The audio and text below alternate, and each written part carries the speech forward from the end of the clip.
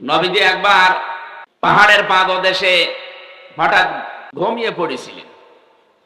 বিশ্বনবী লক্ষ্য করে দেখলেন একজন কাফের তরবারি নিয়ে এসে নবীজির মাথার উপরে ডাক দিয়ে বলে, মুহাম্মদ, আমার হাত থেকে তোমাকে কে বাঁচাবে?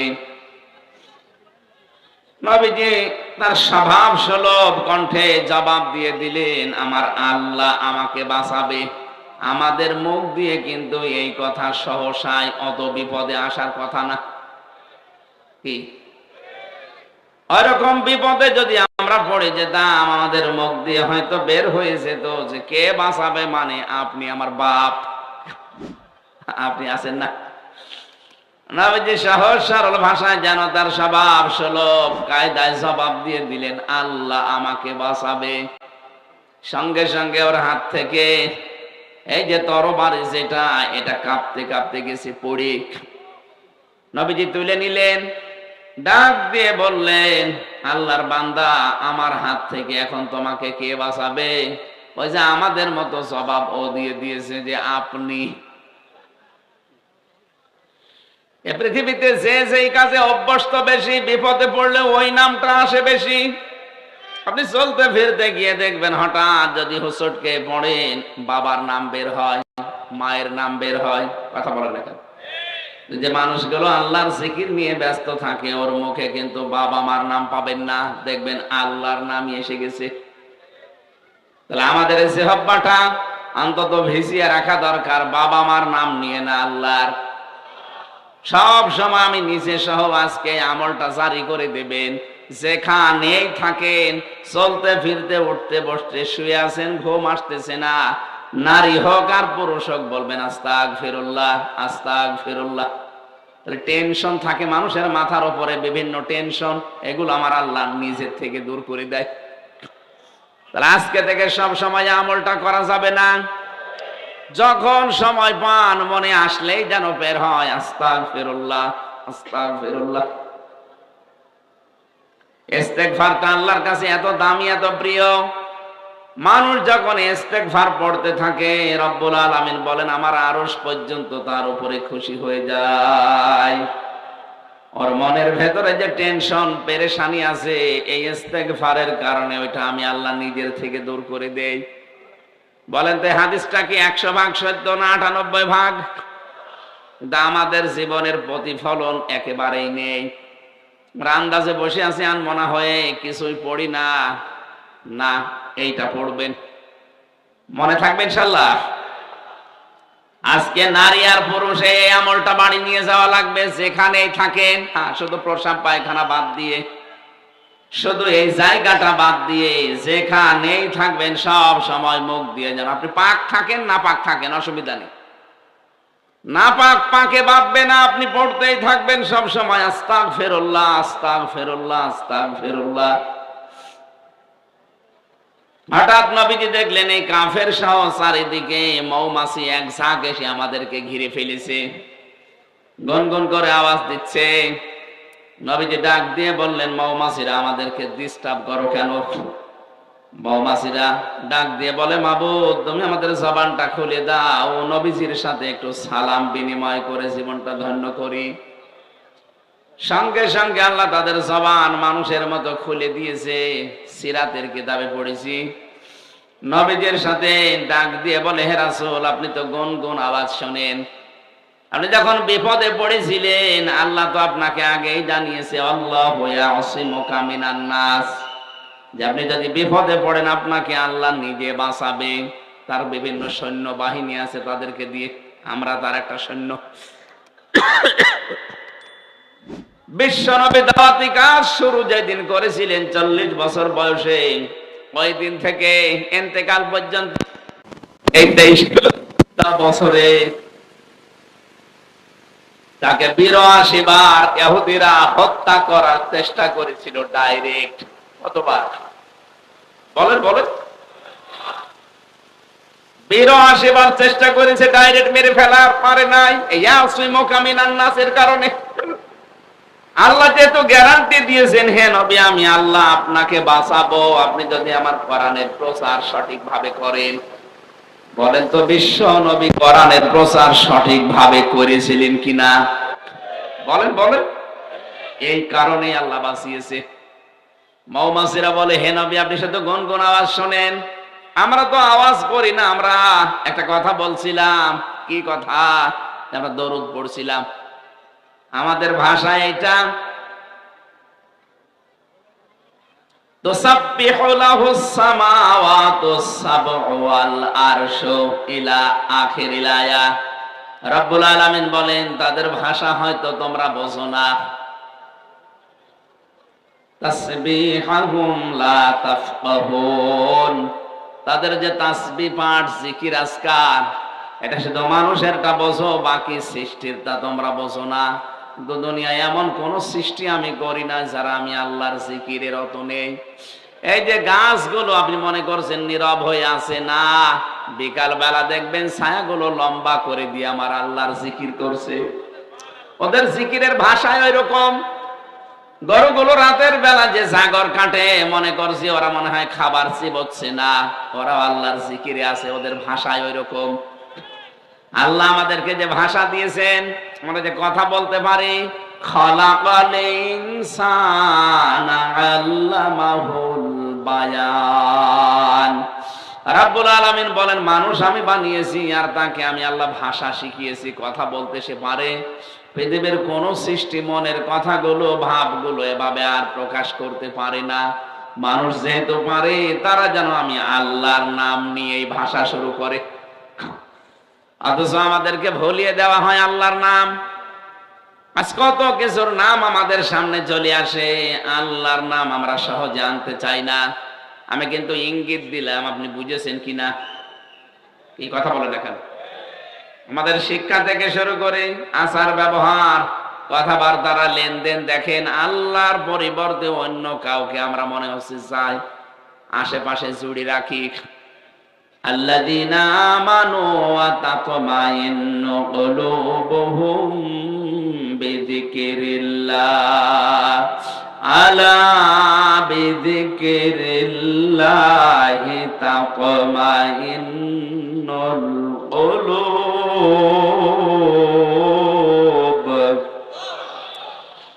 আল্লাহ তাআলা বলেন যারা ঈমান এনেছে এই মানুষগুলোর কাছে আমি আল্লাহর জিকিরে শান্তি আসবে, প্রশান্তি পাবে তারা। মানুষের অন্তর শান্ত করার জন্য একটা নাম আছে পৃথিবীতে, বলেন তো নাম কি? আরো জোরে বলেন।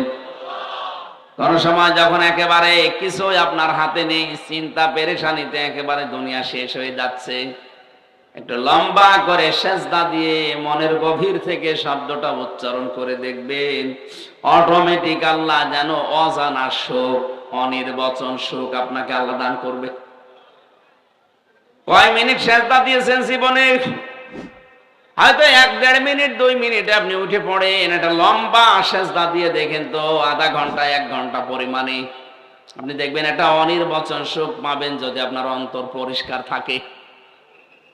নবীজি ডাক দিয়ে বললেন, মৌমাছিরা দরুদ পড়ছিল, এটা তোমাদের ভাষা। কি কি কারণে দরুদ পড়ছিল এই সময়? আমাদের ডিস্টার্ব হচ্ছে, এত আওয়াজ দাও। বারবার বলছিলাম যে আমাদের ডিস্টার্ব হচ্ছে, তুমি আমাদের ভাষা তো তোমরা বোঝো না, কিসের দরুদ বলো দেখি। এই কঠিন মুহূর্তে তোমাদের দরুদের দরকার কি ছিল? মৌমাছিরা জবাব দিচ্ছে, হে রাসূল, তামাম পৃথিবীতে আমরা বিচরণ করি, যেখানে মধু পাই বিভিন্ন ফলে ফুলে মধুগুলো নিয়ে আসি, কিন্তু আমরা জানি যত জায়গায় আমরা মধু পাই না কেন, পৃথিবীর কোন ফুল ফলে এই মধু নেই যে মুখ দিলে মধুটা 100 ভাগ পরিপূর্ণ হয়ে যাবে না। সর্বোচ্চ 10% মধু থাকে বিভিন্ন ফুলে ফলে। এটাকে 100 ভাগ করার জন্য আমরা নিজের বাসা থেকে অনেক দূর পর্যন্ত চলে যাই। যারা আমরা কাজ করে খাই তাদেরকে শ্রমিক বলা হয়। যিনি ওই চাকের ভেতরে একেবারে মেন দায়িত্বে আছে তার নাম রানী। এরপরে যিনি রানীর কথাবার্তার মতো আমাদের কাছে খবর পৌঁছায় তার নাম পিউপা। এরপরে যিনি দায়িত্বে আছেন গেটে দারোয়ানের, তার নাম গার্ড।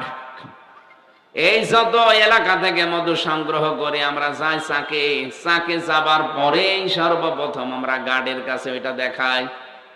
গার্ড ওইটা নেওয়ার পরে পিউপার কাছে দেয়।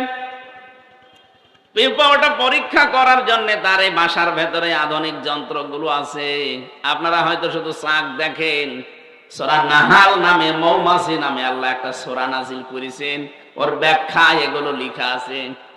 ছোট্ট ছোট্ট ওই ঘরের ভেতরে এত যন্ত্রপাতি আছে, সারা পৃথিবীর যেখান থেকেই মুখে করে মধু নিয়ে যাক, সঙ্গে সঙ্গে মধুটা আগে ওই পিউপার কাছে দেওয়া হয়।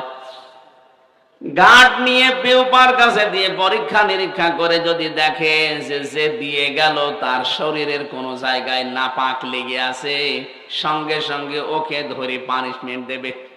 রানীর কাছে ডাক দিয়ে বলবে, রানী, আপনার এই শ্রমিক হয়তো কাজ করতে গিয়ে, মধু সংগ্রহ করতে গিয়ে নিয়ে এসেছে মধু, এই যে আমি পরীক্ষা করে মাত্র 10 ভাগ মধু পেয়েছি, কিন্তু আশ্চর্যের বিষয়ে এর শরীরের কোন জায়গায় একটু নাপাক লেগে আছে।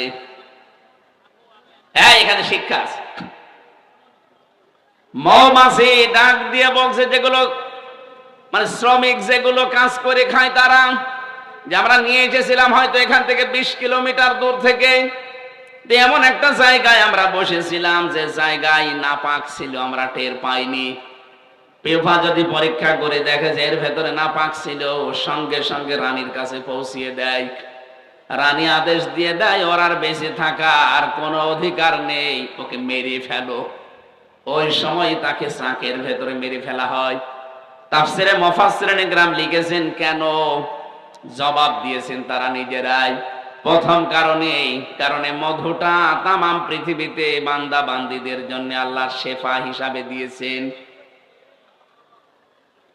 সুম্মা কুলি মিন কুল্লিস সামারাত, আল্লাহ পাক বলেন যত ফল মাকড় আছে, ফল ফুল আছে, এখান থেকে এরা খেয়ে খেয়ে এগুলো নিয়ে আসে। শিফাউল লিন্নাস, মানুষের এগুলো রোগ মুক্তির কারণ হিসাবে আল্লাহ ব্যবহার করেন। যেহেতু মানুষের এই মুখটাকে আমার আল্লাহ জন্মের শুরু থেকে, একেবারে জন্মের শুরু থেকে মায়ের পেট থেকে বের করা পর্যন্ত মুখটাকে পবিত্র রেখে দিয়েছিলেন, নাপাক করেন নাই। এই এদিকে তাকান, জন্মের শুরু থেকে একেবারে সেই বীর্য, ওখান থেকে আপনাকে মায়ের পেট থেকে আল্লাহ যখন বের করে দিয়েছে, এর আগ পর্যন্ত আপনার মুখে কোনো নাপাক আল্লাহ লাগতে দেয়নি। কথা বলে না কেন? বিজ্ঞান প্রমাণ করেছে যদি ক্ষুধা লাগে, সঙ্গে সঙ্গে মায়ের রক্ত আল্লাহ বন্ধ করে দেয় মাসিক।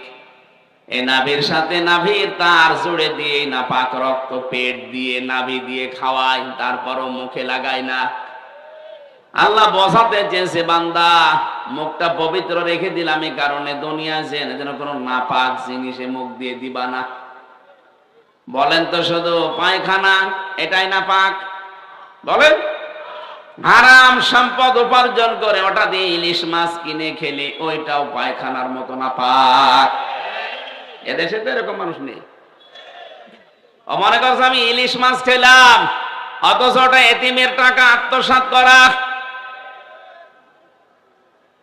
সম্মানিত মা বোন যারা এসেছেন, আপনাদের মাঝখানে আমি 1 মিনিট কথা বলছি, আপনার শক্ত হবেন আজকে থেকে। যার স্বামী, যার বাবা, যার গার্জিয়ান বৈধ বাদ দিয়ে অবৈধ কোন ইনকামে পা বাড়াবে, আপনি তাকে শক্ত করে ধরে শিক্ষা দেবেন, বলবেন দেখো তোমার যতটুকু ইনকাম আছে তুমি নিজেও দোয়া করো আমাদের জন্য, আমরাও করেছি, এতটুকু নিয়ে আমরা যেন সন্তুষ্ট থাকতে পারি। তাই বলে তুমি হারাম ইনকাম করে 10,000 টাকা তোমার বেতন, প্রতি মাসে 50,000 টাকা তুমি নিয়ে আসো। কোথা থেকে নিয়ে আসো আমরা জানি না, যেখান থেকে এই টাকা নিয়ে আসো না কেন, তোমার হারাম ইনকাম দিয়ে তৃপ্তি সহকারে যদি খাবার পর পেটে সন্তান আসে, ওই সন্তান আমি 10 মাস 10 দিন পেটে ধারণ করার পরে দুনিয়ার মুখ দেখাবো। তুমি কি জানো একটা সন্তান পৃথিবীতে আনতে কত কষ্ট মায়ের সহ্য করা লাগে? বিজ্ঞান জানিয়েছে মায়ের কষ্ট হয় সন্তান পেট থেকে বের করার সময় 57 ইউনিট। পৃথিবীতে যত বিষয় পাবেন প্রতিটি বিষয় পরিমাপ করার জন্য একটা যন্ত্র পাবেন। এই যে স্টেজটা কেউ যদি বলে এটা মেপে দেন, এটা মাপ দেওয়ার যন্ত্র আছে না, বলেন? এটা মাপতে হলে ফিতা লাগে, গজ লাগে। কি এই যে জমিনটা কেউ যদি মাপতে বলে এই জমিটা মেপে দেন, এর জন্য চেন আছে, ফিতা আছে। এখন যদি বলেন এই যে এইটা আপনি দাড়ি পাল্লায় তুলে দেন, মাপতে পারবেন? পৃথিবীর প্রতিটি জিনিস পরিমাপ করার যেহেতু যন্ত্র আছে, বিজ্ঞান মানুষের কষ্ট পরিমাপ করার জন্য একটা যন্ত্র বের করেছে, তার নাম, ওটা ইউনিট দিয়ে মাপা হয়। আমরা যারা পুরুষ মানুষ দুনিয়ায় আছি, যত শক্তিশালী পুরুষ হন না কেন, যত শক্তিশালী পুরুষ হয় পৃথিবীতে সর্বোচ্চ 45 ইউনিটের বেশি কষ্ট সহ্য করতে পারবেন না। 45 ইউনিটের পরে আপনি মরে যাবেন যদি কষ্ট দেওয়া হয়। কিন্তু বিজ্ঞান বলছে একটা মা তার সন্তানকে দুনিয়ার মুখ দেখাতে গিয়ে যদি নরমালে ডেলিভারি করতে চায় 57 ইউনিট কষ্ট সহ্য করা লাগে। সম্মানিত মা বোনের, আপনি শক্ত হয়ে বলবেন, দেখো এত কষ্ট করে 10 মাস 10 দিন তোলার বস্তার মতো আমি এর বহন করব পেটে, 57 ইউনিট কষ্ট সহ্য করে প্রায় 32 বার মানুষ মারা গেলে যত কষ্ট হয় একটা সন্তান নিয়ে আসতে ওই রকম কষ্ট হয়। তা আমি এত কষ্ট সহ্য করে একটা সন্তানকে দুনিয়ায় নিয়ে আসবো, আর তুমি হারাম ইনকাম করে নিয়ে এসে আমারে খাওয়াবে, পেটের ওইটা তো জন্মগত ভাবে হারামখোর হবে। বলেন, জন্মগত ভাবে হারামখোর হবে না? আপনার হারামখোর সন্তান আমি পেটে নিতে পারবো না, দরকার আপনি আমারে বাদ দিয়ে দেন।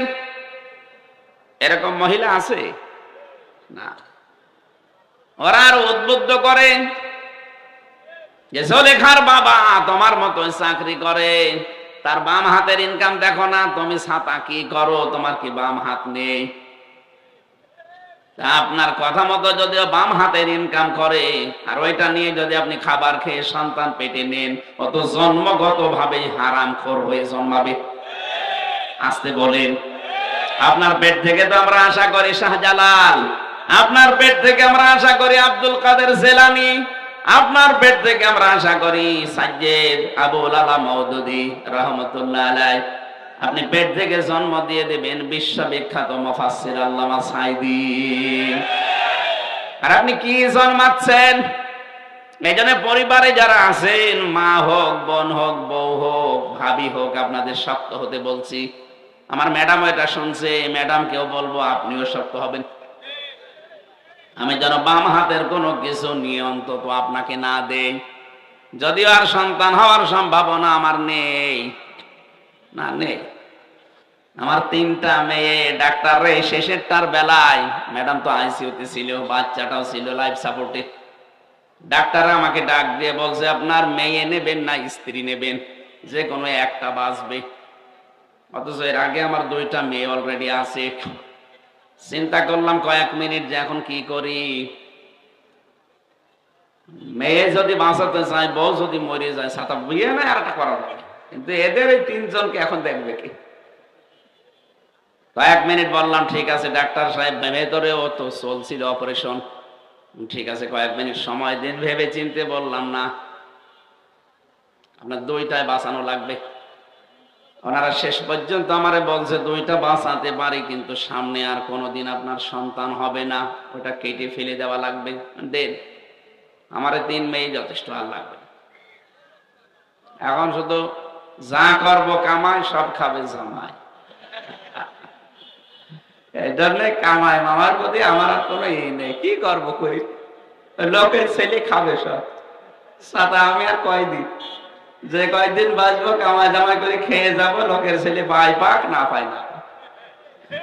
বলেন তো, আমি এই মানুষের জন্যে যা করবো কামাই, সব খাবে জামাই, ওদের জন্য করি, আমার আখেরাত নষ্ট করার কোনো দরকার আছে?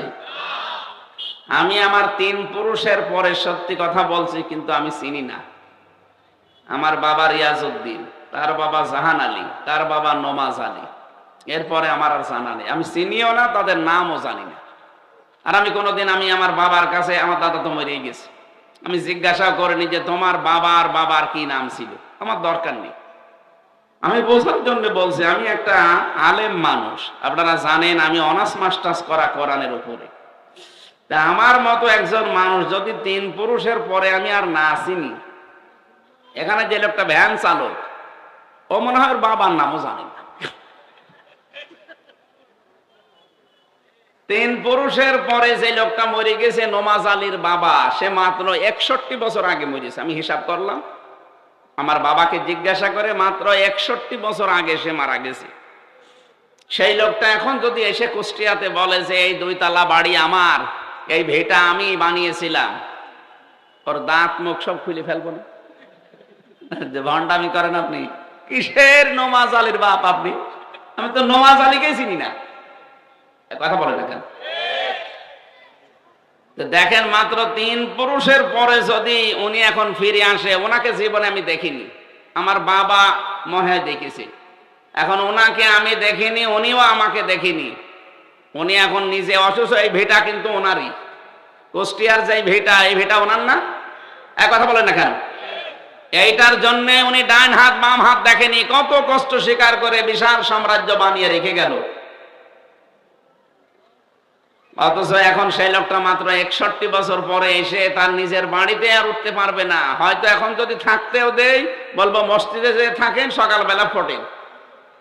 এই হচ্ছে দুনিয়াতে, এদের জন্য আমার বিশাল আখেরাত আমি নষ্ট করব, এটা আমার জন্য বললাম। নারী হোক আর পুরুষ হোক, প্রত্যেকের জন্য সম্মানিত মা বোনেরা আপনি শক্ত হবেন, বলবেন যে না, কোনো হারামখোর আমি পেটে নিয়ে ঘুরতে পারবো না।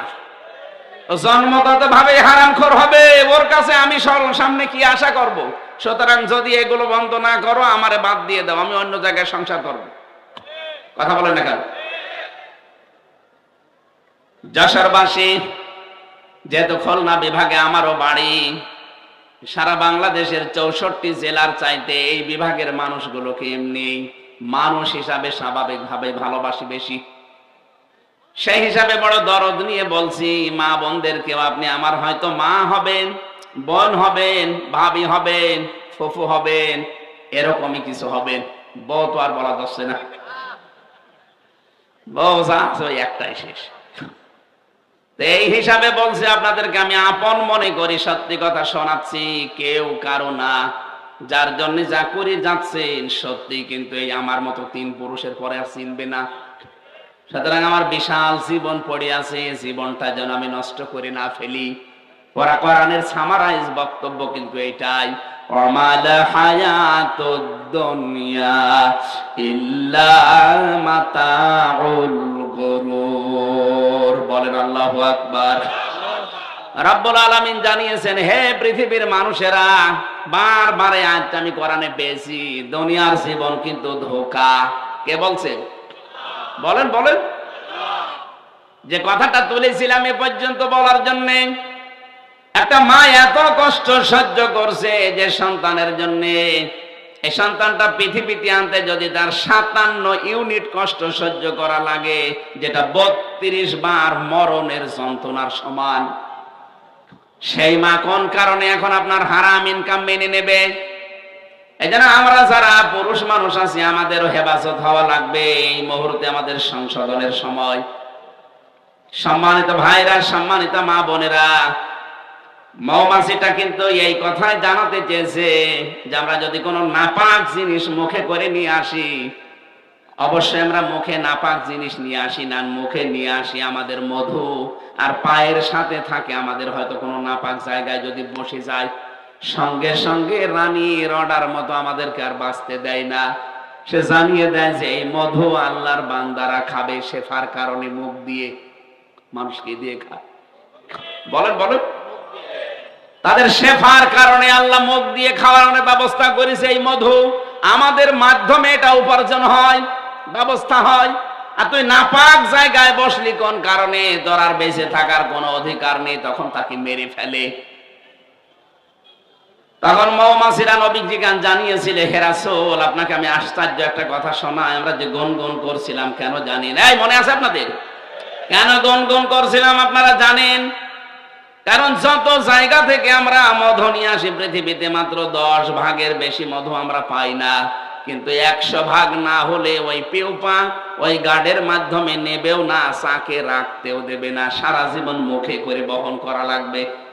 নবীজি বললেন, তাহলে করো কি এগুলো?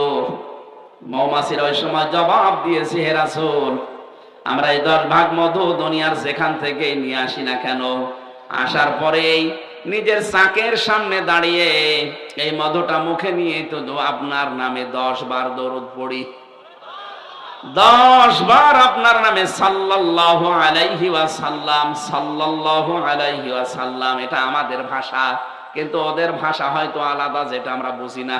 এই যে ঘাসের ভাষা বুঝলাম না, গাছের ভাষা কি? তারাও জিকির করছে কিন্তু লম্বা করে ছায়া দিয়ে। গরু জিকির করছে ছাগল কেটে।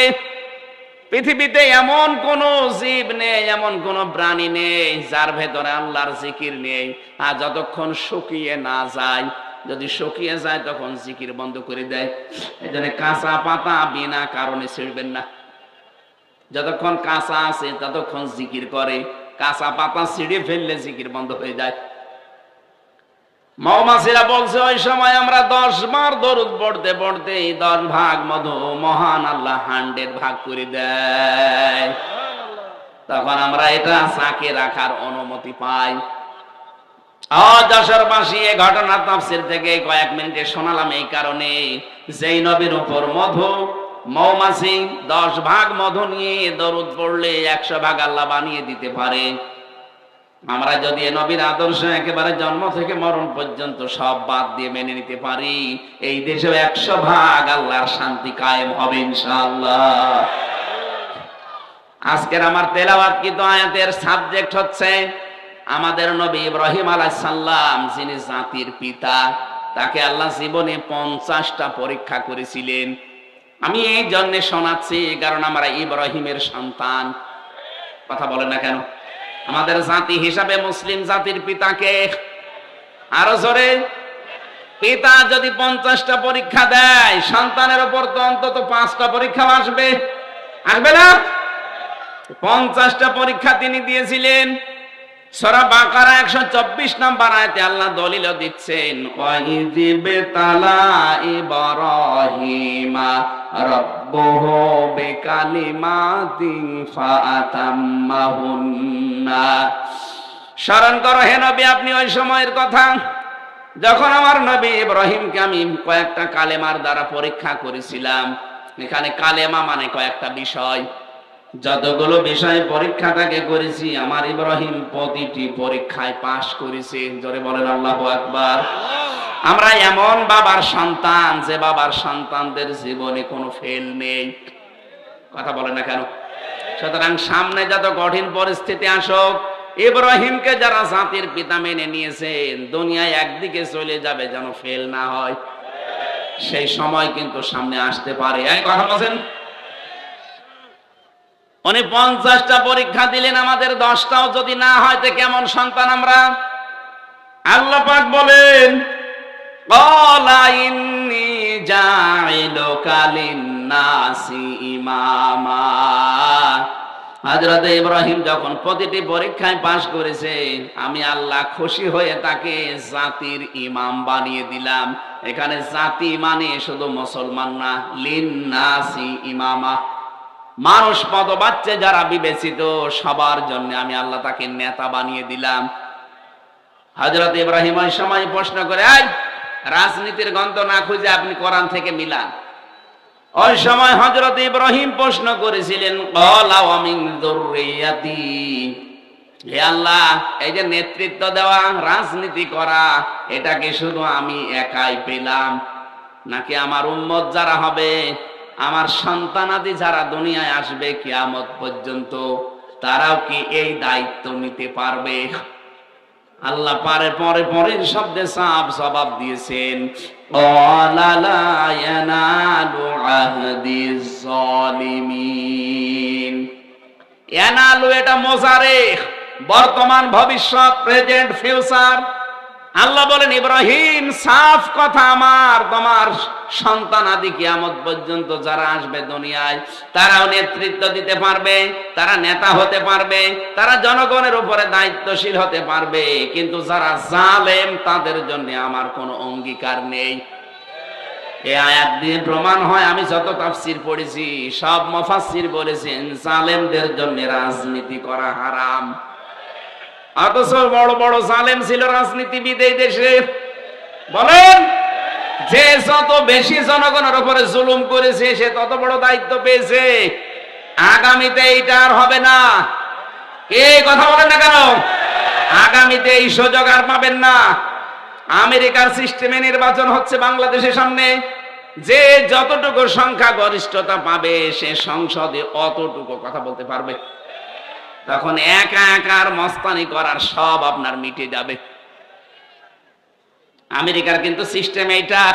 আমি বিশ্বের বহু দেশে ছোট বয়সে গিয়েছি, সিঙ্গাপুর, মালয়েশিয়া, থাইল্যান্ড, ইন্দোনেশিয়া, এরপরে মালদ্বীপ, বাহরাইন, সৌদি আরব, ভারত, যতগুলো রাষ্ট্র ঘুরলাম, এই দেশের মতো এত নোংরা রাজনীতি আমি পাইনি।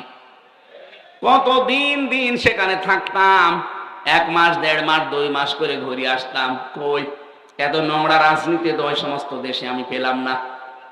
আমাদের দেশটাও মডেল হয়ে দাঁড়াবে। আমেরিকায় যেটা চলছে ওটা আমার মনে হয় সামনে চলে আসতেছে। এখন দেখছেন না, এদেশের সবাই কিন্তু বাইরে, হাসিনা দিল্লিতে, কথা বলছেন না। বাস্তবতা হয়তো আপনারা জানেন না, ভেতরের খবর আমি গোয়েন্দাদের সাথে খবর রাখি, আমি দেখেছি সর্বোচ্চ দায়িত্বে যারা আছে দেশের গোয়েন্দা, ওনারা সেদিন বলছিল যে হামজা ভাই, আমরা শুধু আগস্টের 5 তারিখের পর থেকে দেখতেছি যে কে কে কাজ কেমন কি করে। যেহেতু সামনে আমেরিকার মতো ওই সিস্টেমে যদি নির্বাচন হয়, তাহলে যে যত বেশি সংখ্যাগরিষ্ঠতা পাবে, সিট পাবে, সে সংসদে ওই রকম ভূমিকা রাখতে পারবে। সেই হিসাবে আমরা দেখতেছি এই দেশে মানুষের আচরণ কারটা কেমন। অনেকেই কিন্তু 5 তারিখের পর থেকে বাবা শাহজালাল সব হালাল বলে লেগে পড়েছে। সেদিন শুনলাম নারায়ণগঞ্জের বন্দরে রাত 12:30টার পরে উনি চাঁদা চাইতে গেছে, পরের দিন পুলিশে ধরেছে। বলছে আমি 12:30টার পরে রাত্রে গেলাম, আপনারা টের পেলেন কি করি? আরে বেটা, এই যে গত পরশুদিন জামালপুরে গরু চুরি করে ভড়ি ভোজ করিস, সে যারাই করুক করেছে। তো ওনারা বলছে আমরা রাতের বেলায় কাজ করলাম, তখন রাত 12:30 1টা বাজে, কেউ তো জেগে নেই, আপনারা টের পেলেন কি করে? আমি একটা গোপন কথা ফাঁস করে দিচ্ছি। যেহেতু আমি ছিলাম নিচে, আমি দেখেছি রিমান্ডে আমি 10 দিন মাটির নিচে ছিলাম।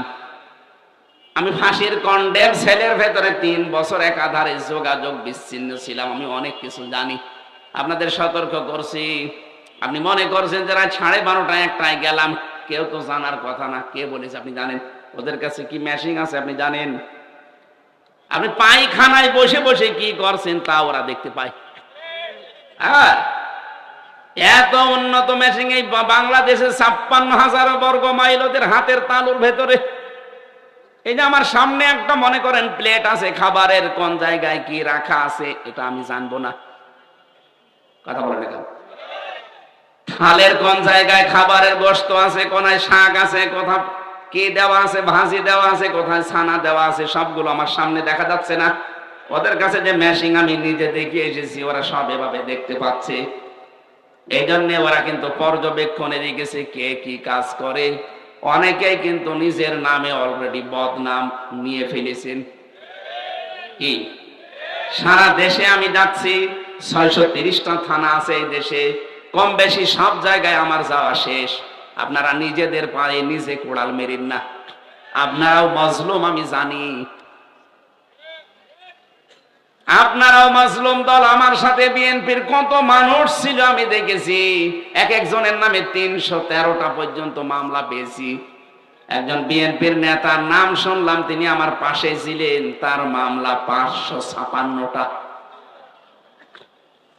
আমার মাত্র 2টা মামলায় যদি জীবন এলোমেলো হয়ে যায়, যার 556টা মামলা, ও কবে জামিন পাবে, কবে বের হবে, আর কবে হাজিরা দেবে? কি করেছে জালেমরা বলেন তো? অথচ সেই মাজলুম দলটাকে আপনি ডোবানোর জন্য অনেকে চেষ্টা করছেন। আপনি একটা নাফরমান, একটা বেঈমান। শহীদ রাষ্ট্রপতি জিয়াউর রহমান তিল তিল করে দলটা গড়ে তুলেছিল আপনাকে দিয়ে নষ্ট করার জন্য না।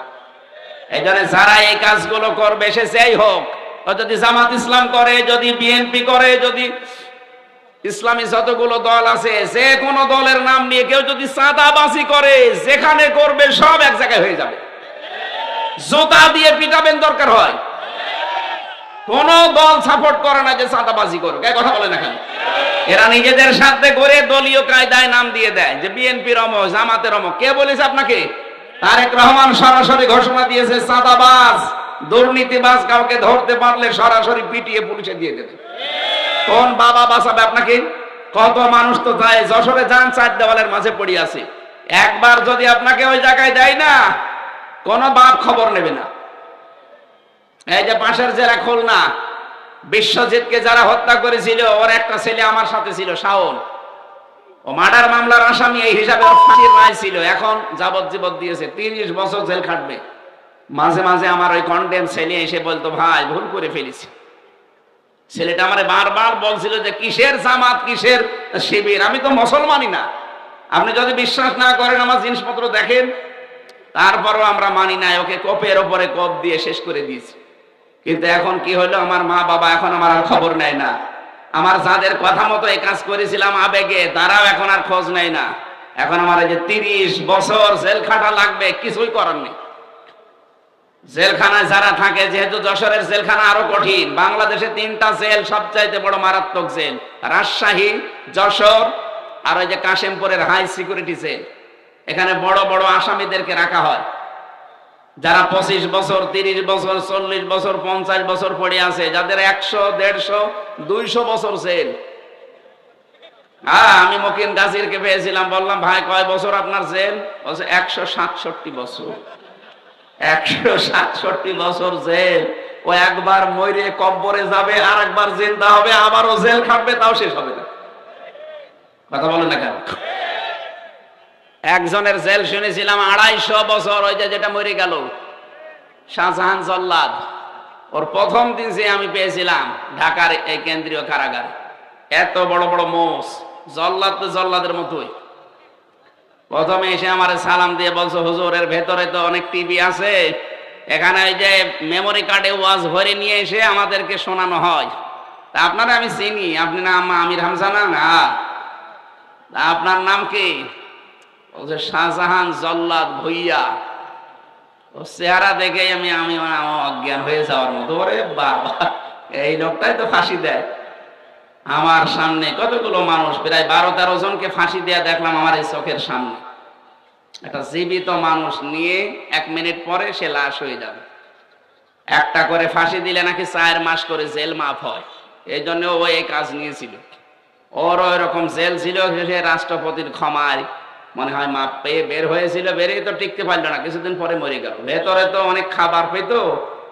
সম্মানিত ভাইরা, আমরা আমাদের পিতা, জাতির পিতার 50টা পরীক্ষার কথা বললাম না? এই যশোরে আর মাহফিল আছে? আর যশোর কোথায় আছে তাও তো জানি না। এখানে সূরা বাকারার 124 থেকে 131 নাম্বার আয়াত পর্যন্ত বাড়ি যায়, এখন লিখে নেবেন, মোবাইলে তুলে নেবেন, প্রত্যেকে পড়বেন যারা লেখাপড়া জানেন। এখানে 50টা পরীক্ষা। আমাদের বাবাকে যদি আল্লাহ করে সন্তান হিসাবে, অন্তত 5টা পরীক্ষা হবে না? ওনার পরীক্ষা ছিল জীবনে 50টা, ঈমান সম্পর্কে 10টা, আমল সম্পর্কে মানে কাজ সম্পর্কে 30টা। এই কাজের ভেতরে আবার 3 ভাগ। সূরা তাওবার 112 নম্বর আয়াতে আছে 10টা, সূরা মুমিনুনের 101 থেকে 10 নম্বর আয়াত পর্যন্ত আছে আরো 10টা, সূরা আহজাবের 35 নম্বর আয়াতে আছে আরো 10টা, এই 30টা। আর এই ঈমানের 10টা, 40টা। এরপরে ফিতরাত বা স্বভাব সম্পর্কে 10টা। এটা মারিফাতুল কোরআন আর তাফসিরে হাক্কানি, তাফসিরে ফি জিলালিল কোরআন, এগুলো থেকে আমার এই তথ্যগুলো নেওয়া। কোরআনে কারিমের প্রতি মহব্বত, ভালোবাসা বৃদ্ধি যত পাচ্ছে, আমাদের এদেশে ইসলামের সমাজ প্রতিষ্ঠা সম্ভাবনা তত বাড়ছে। এই কারণে জালেম এবং মুনাফিকরা এরা উঠে পড়ে লেগেছে। ইয়া আইয়ুহান নাবিয়্যু জাহিদিল কুফফারা ওয়াল মুনাফিকিনা ওয়াগলুজ আলাইহিম ওয়া মাওয়াহুম জাহান্নাম ওয়া বিসাল মিহাদ।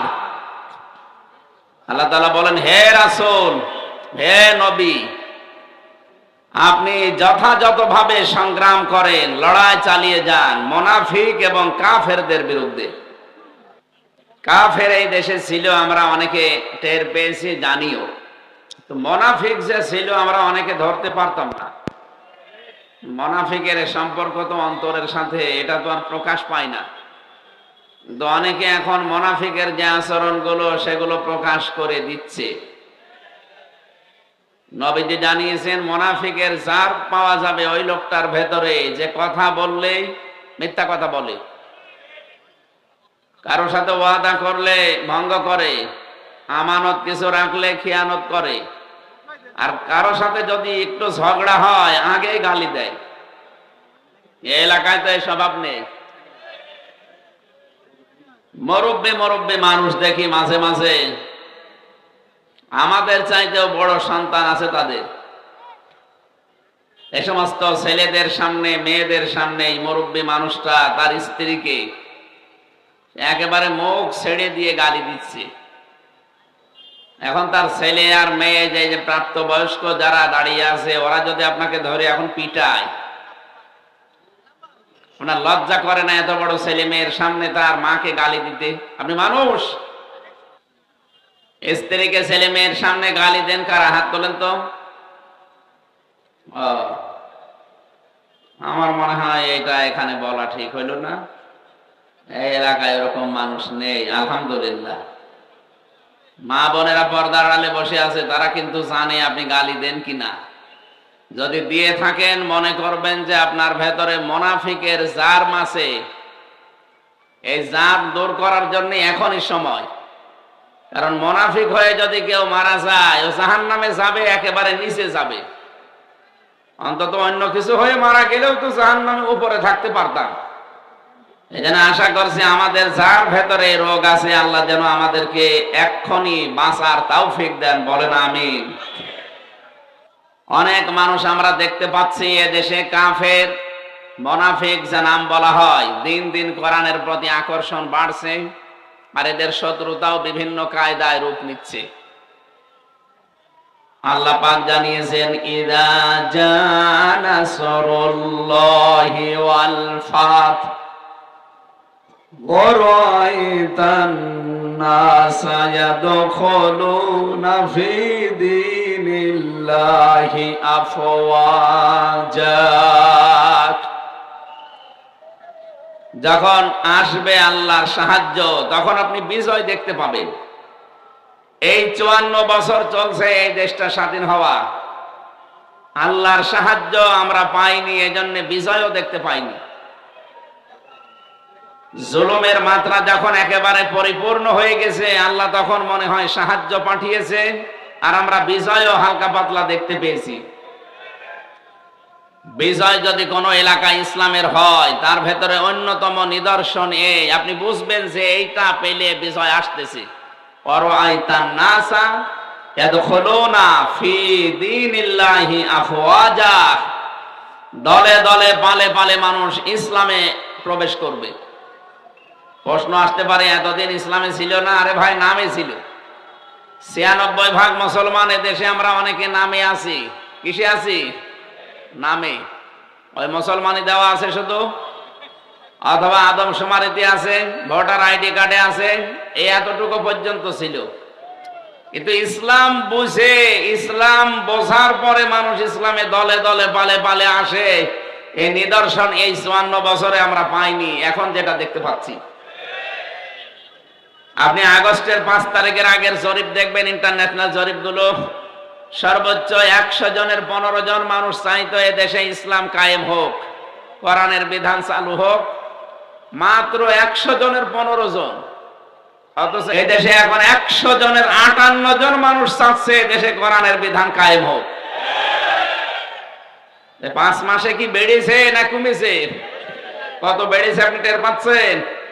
কোরআনের এই আয়াতটা যে 100% সত্য, এটা তার প্রমাণ। দিন যত যাবে আপনি দেখবেন দলে দলে মানুষ ইসলামে আসবে।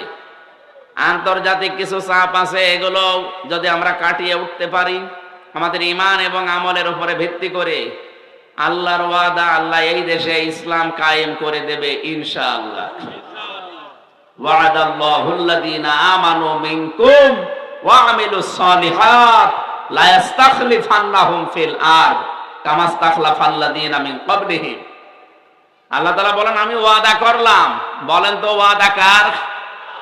এটা তো মিথ্যা হওয়ার সম্ভাবনা আছে। হ্যাঁ, আল্লাহ বলেন ইন্নাল্লাহা লা ইউখলিফুল মিআদ, আমি যদি কোনো ওয়াদা করি কখনো ওটা ভঙ্গ করি না। সরাসরি ওয়াদা করছেন কে? আরো জোরে।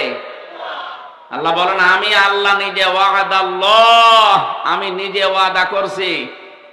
আল্লাযীনা আমানু মিনকুম, তোমাদের ভেতরে যারা ঈমান আনবে, ওয়া আমিলুস সালিহাত, আর এই দাবি অনুযায়ী যারা আমলে সালেহ নেক কাজ করবে। আমি এই যে আকিজ গ্রুপের মাহফিল ছিল কিছুদিন আগে, এখানে আমলে সালেহের প্রতি একটা ছোট্ট ব্যাখ্যা দিয়েছিলাম। আমলে সালেহ বলতে আমরা অনেকেই মনে করি নামাজ, রোজা, দান, সাদগা, দাড়ি রাখা, এগুলো আমলে সালেহ, ভালো কাজ। আরে ভাই, সালেহ শব্দের শাব্দিক অর্থ হচ্ছে যোগ্য।